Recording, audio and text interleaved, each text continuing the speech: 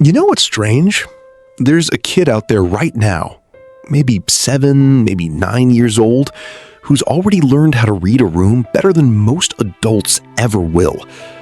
They know when mom's voice goes quiet, it means a storm is coming.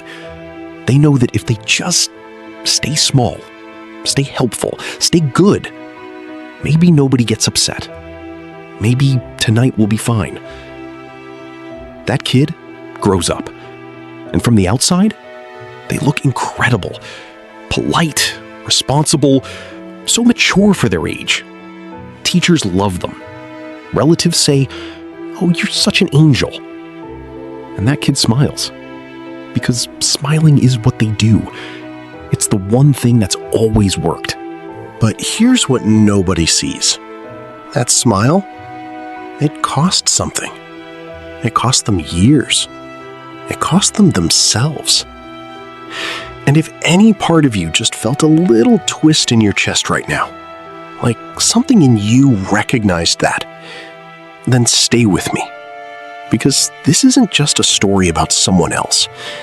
This is about a pattern that millions of people are living inside right now, without even knowing it has a name. It's called people-pleasing. And when it starts in childhood, the scars it leaves are invisible, but they run deep. Let me paint you a picture. Not a dramatic one, a quiet one. Because that's the thing about this. It doesn't look like a crisis. It looks completely normal. Imagine a little girl. Let's call her Maya. Maya grows up in a house where love felt a bit conditional. Not because her parents were monsters. They weren't. But when Maya was happy and easy and helpful, the atmosphere was lighter. When she cried or said no or wanted something for herself, the energy shifted. Maybe mom got stressed. Maybe dad went quiet and distant. And Maya, being the incredibly perceptive little human that she was, learned the equation very fast. My needs equals tension. Their comfort equals safety. So Maya started shrinking herself. Not all at once, bit by bit, smile by smile. She stopped saying, "I don't want to," and started saying, "Sure, of course." She stopped asking for things and started anticipating what others needed before they even asked. She became, by every external measure, the perfect child. And nobody said, "Maya, are you okay in there?" Because why would they? She looked fine.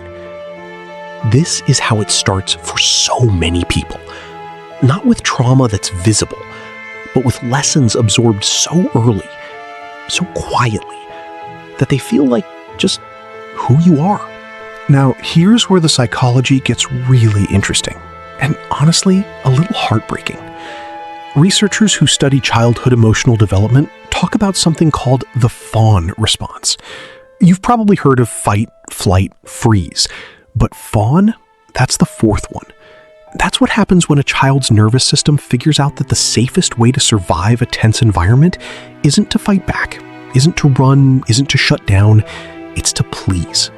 To become so agreeable, so useful, so needed that conflict never has a chance to start. And look, in the short term, it works. The child gets safety, they get approval, they get that warm feeling of being loved, even if that love was always just one disagreement away from being withdrawn. But the nervous system doesn't know the difference between a temporary survival strategy and a permanent personality. So it just keeps running the program. For years. For decades, sometimes. The child grows up, the environment changes, but the pattern doesn't. Think about what that looks like at 15, at 22, at 35. It looks like agreeing to plans you're already exhausted by. It looks like laughing at a joke that actually hurt you. It looks like staying in a friendship or a relationship that stopped serving you years ago because the thought of disappointing someone, of having them be upset with you, trigger something in your body that feels like pure dread. It looks like someone asking, "What do you want for dinner?" and genuinely not knowing. Not because you're indecisive, but because somewhere along the way, your own preferences became so unimportant to you that you stopped tracking them. And here's the part that doesn't get talked about enough: the anger. Because people pleasers aren't just endlessly, serenely giving. Underneath all of that accommodation, there's often a quiet, simmering resentment that they don't know what to do with. Because they can't be angry out loud. That's not safe. That was never safe. So the anger turns inward. It becomes anxiety. It becomes exhaustion. It becomes that feeling at the end of the day where you've been surrounded by people, you've helped everyone, you've smiled through everything, and you feel completely, utterly empty. There's a concept that the psychologist Dr. Gabor Mate talks about a lot.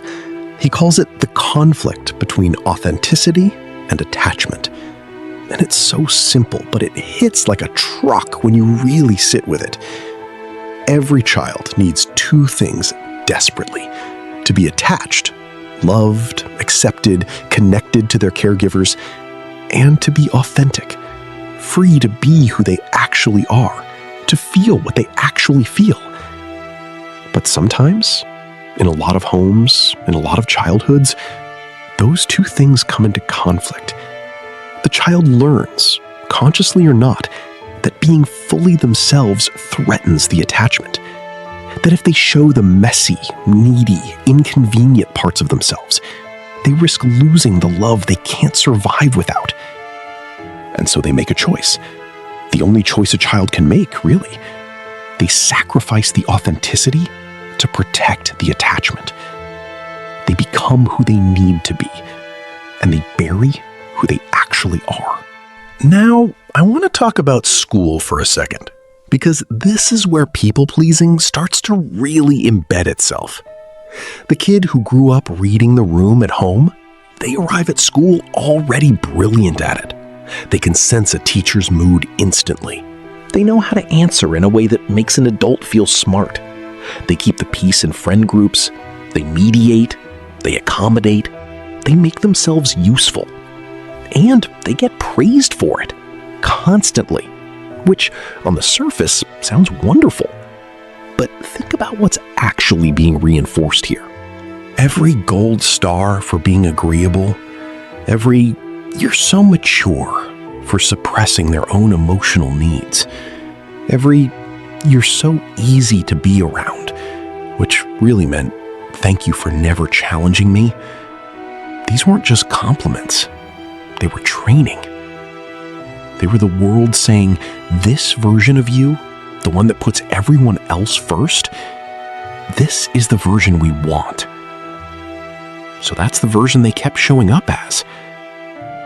And the real version, the one with opinions and needs and things they actually wanted, that one learned to wait. Learned to wait patiently, quietly, in a corner inside them. Waiting for a moment that, for many people, never really came. Here's something that might surprise you about people pleasers.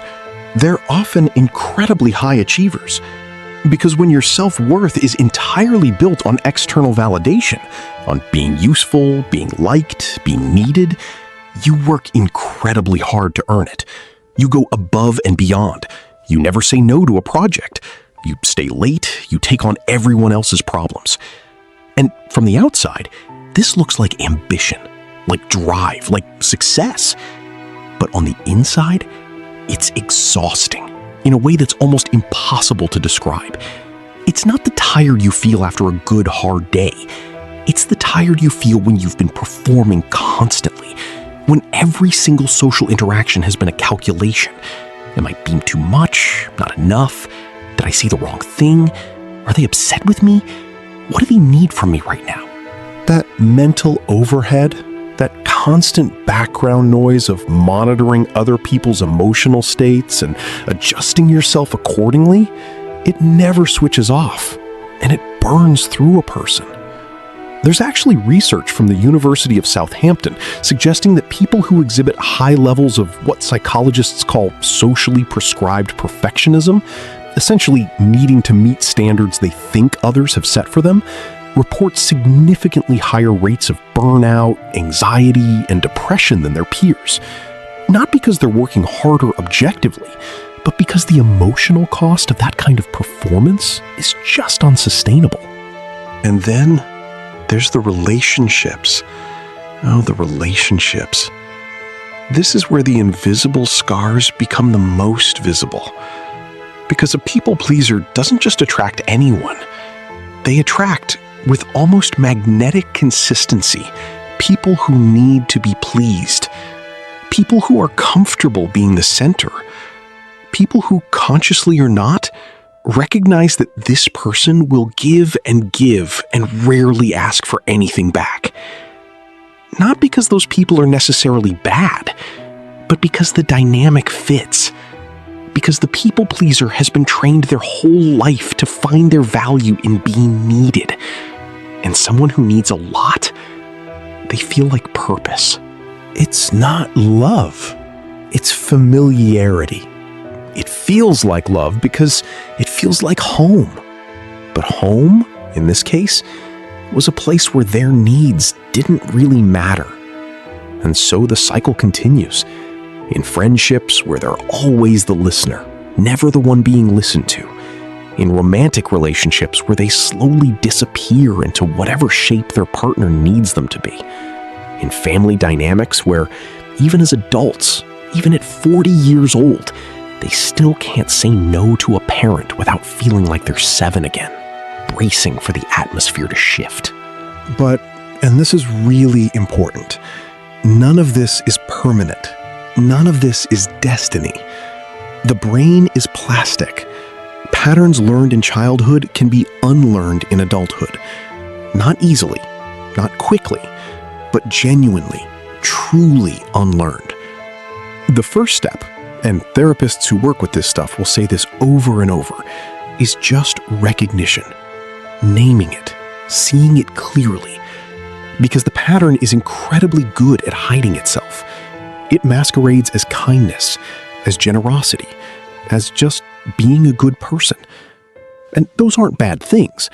The problem is when they come not from genuine choice, but from fear. From that old nervous system program that's still running, still trying to keep you safe from a threat that doesn't exist anymore.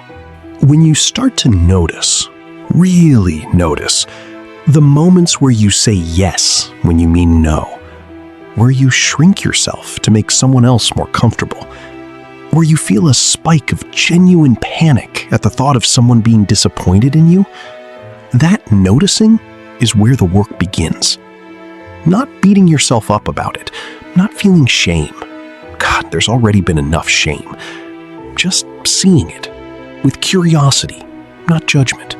Like, oh, there it is again. That old pattern doing its thing. And slowly, and I mean slowly, it takes time. Please be patient with yourself. You start to rebuild something. Something that should have been built a long time ago, but wasn't, because you were too busy being what everyone else needed. You start to build a relationship with yourself. You start to ask, genuinely ask, and then actually listen to the answer. What do I want here? What do I feel? Not what should I want, not what would make this easier for everyone, but what do I actually think? And the first few times you ask that question, it might feel strange, uncomfortable, weirdly emotional even, because that inner voice has been quiet for so long. It might feel fragile, like something you're not sure you're allowed to trust. Trust it anyway. That voice, it never left. It was just waiting for you to finally turn towards it and say, your turn. I'm listening. Here's what I want to leave you with.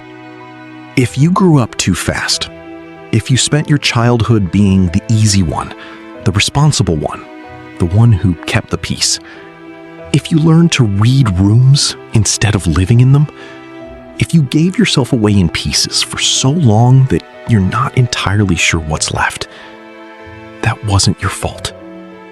You were doing the most intelligent thing a child can do with the circumstances they're given. You were surviving. And you did survive. But surviving and living, those are two different things. And you are allowed to want more than just surviving. You are allowed to take up space. You are allowed to have needs that inconvenience people. You are allowed to be loved for who you actually are, not just for how useful or easy or agreeable you make yourself.